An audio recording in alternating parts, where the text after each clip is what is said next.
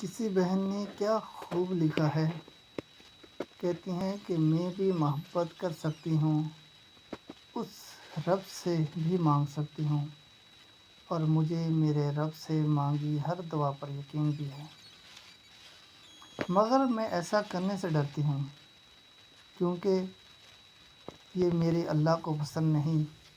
جب میں نماز اپنے اللہ کو خوش کرنے کے لیے پڑھتی ہوں تو میں اسی نماز میں کسی نامحرم کو کیسے مانگ سکتی ہوں؟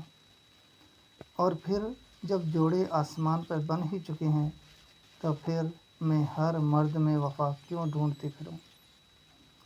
یہ جو نکاح سے پہلے ہی محبت جتانے لگ جاتے ہیں نا، سنو، مجھے ان پر یقین نہیں ہوتا۔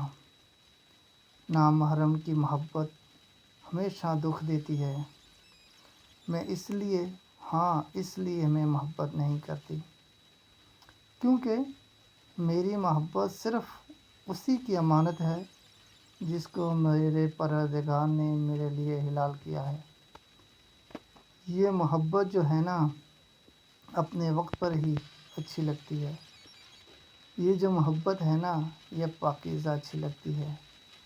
یہ جو محبت ہے نا، یہ محبت حلال ہی اچھی لگتی ہے، کیونکہ حرام محبت ہمیشہ رسوا کرتی ہے۔ سنو، میں اس لیے آئیڈیل نہیں بناتی، ہاں، میں اس لیے محبت نہیں کرتی کیونکہ رب کے فیصلے ہماری خواہشات سے بہتر ہوتے ہیں۔